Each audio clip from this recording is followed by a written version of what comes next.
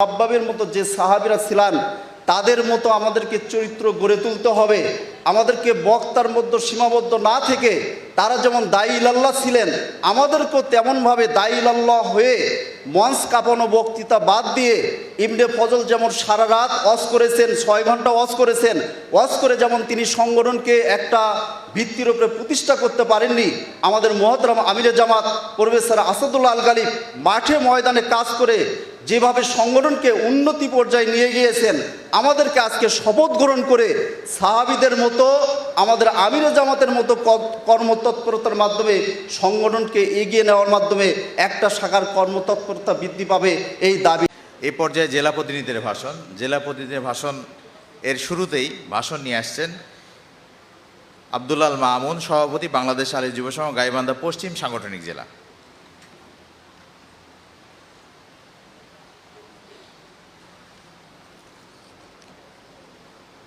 আসসালামু আলাইকুম ওয়া রাহমাতুল্লাহ। ইন্নাল হামদুলিল্লাহি ওয়াদা আসসালাতু ওয়াসসালামু আলা মান লা নাবিয়্যা বাদা। আউযু বিল্লাহি মিনাশ শাইতানির রাজিম। বিসমিল্লাহির রহমানির রহিম। সমস্ত প্রশংসা সেই মহান রব্বুল আলামিনের জন্য। শান্তি বর্ষিত হোক বিশ্ব মানবতার অগ্রদূত সাইয়্যিদুল মুরসালিন খাতাবুন নাবিয়িন হযরত মুহাম্মদ সাল্লাল্লাহু আলাইহি ওয়াসাল্লাম। সম্মানিত উপস্থিতি, আমার আলোচনার বিষয় শাখা পর্যায়ে যুবসংঘের কর্মতৎপরতার বিষয়, বৃদ্ধির উপায়।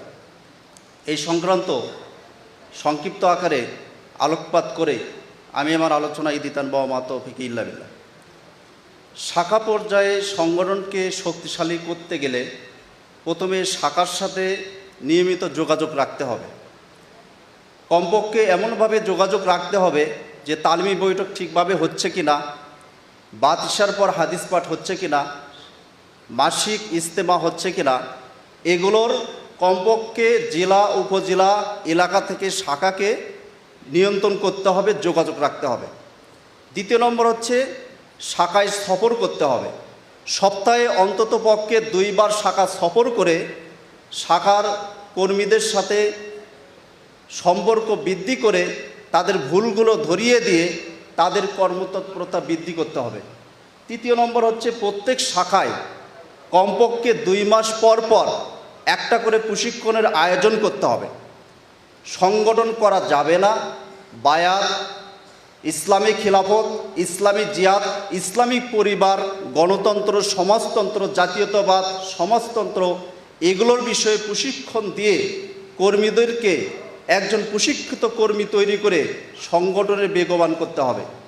চতুর্থ নম্বর, শাখা দায়িত্বশীলদেরকে কর্মী টার্গেট করে তাদেরকে কর্মী মানে উন্নীত করে কর্মী থেকে কাউন্সিল বৃদ্ধি করে একটা শাখার কর্মতৎপরতা বৃদ্ধি করা যায়। পঞ্চম নম্বর, শাখায় নিয়মিত বৈঠক পরিচালনা করা। শাখায় নিয়মিত বৈঠক পরিচালনা করতে হবে। আমাদের সংগঠনের যে কর্মপদ্ধতি আছে, কিভাবে বৈঠকগুলো পরিচালনা করতে হয়, সেটার আলোকে যাতে প্রত্যেক দিন আমাদের কর্মতৎপরতা বৃদ্ধি পায়, এটার উপলক্ষে আমাদের শাখার নিয়মিত বৈঠক পরিচালনা করতে হবে। ষষ্ঠ নম্বর, একজন কর্মী হিসেবে, একজন কাউন্সিলর হিসেবে, একজন প্রাথমিক সদস্য হিসেবে আমাকে নিয়মিত ইতিসাপ রাখতে হবে। ইতিসাপ যদি আমি না রাখতে পারি তাহলে আমার কর্মতৎপরতা কশ্চিনকালও বৃদ্ধি পাবে না। সপ্তম নম্বর, জেলা থেকে শাখার যে কোনো সমস্যার সমাধানের চেষ্টা করতে হবে। যে কোনো কর্মপরিষদের যে কোনো ভাইয়ের যে কোনো সমস্যা জেলাকে সেটাই সমস্যার সমাধানের মাধ্যমে শাখার কর্মতৎপরতা বৃদ্ধি করা যাবে। অষ্টম নম্বর, কর্মতৎপরতা বৃদ্ধির জন্য প্রত্যেক শাখায় দ্বীনি এলেমের ব্যবস্থা করতে হবে। পাঠাগার বক্তব্য স্থাপন করতে হবে। সোনামণি মাদ্রাসা বয়স্কদের কোরআন শিক্ষা চালু করতে হবে। ইসলামী বই পত্র পত্রিকা পাঠের ব্যবস্থা করতে হবে।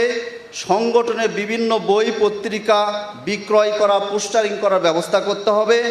গ্রাম বা মহল্লার তরুণ এবং যুবকদেরকে মুসল্লি বানানোর জন্য সপ্তাহে কমপক্ষে 2 দিন পাড়া মহল্লায় তাদেরকে দাওয়াত দিতে হবে সালাতের। পরিশেষে এই সংগঠনকে উন্নতি পর্যায়ে নিয়ে যাওয়ার জন্য আমরা বিলালের মতো, খাব্বাবের মতো যে সাহাবীরা ছিলেন তাদের মতো আমাদেরকে চরিত্র গড়ে তুলতে হবে। আমাদেরকে বক্তার মধ্যে সীমাবদ্ধ না থেকে তারা যেমন দায়ী ইলাল্লাহ ছিলেন, আমাদেরকেও তেমনভাবে দায়ী ইলাল্লাহ হয়ে মঞ্চ কাঁপানো বক্তৃতা বাদ দিয়ে ইবনে ফজল যেমন সারা রাত ওয়াজ করেছেন, 6 ঘন্টা ওয়াজ করেছেন, ওয়াজ করে যেমন তিনি সংগঠনকে একটা ভিত্তির উপরে প্রতিষ্ঠা করতে পারেননি, আমাদের মহতরম আমিরে জামাত প্রফেসর আসাদুল্লাহ আল গালিব মাঠে ময়দানে কাজ করে যেভাবে সংগঠনকে উন্নতি পর্যায়ে নিয়ে গিয়েছেন, আমাদেরকে আজকে শপথ গ্রহণ করে সাহাবীদের মতো, আমাদের আমিরে জামাতের মতো কর্মতৎপরতার মাধ্যমে সংগঠনকে এগিয়ে নেওয়ার মাধ্যমে একটা শাখার কর্মতৎপরতা বৃদ্ধি পাবে, এই দাবি দাওয়া রেখে আমি আমার সংক্ষিপ্ত আলোচনা এখানে দিতে দিলাম। সুবহানাকাল্লাহুম্মা রাব্বানা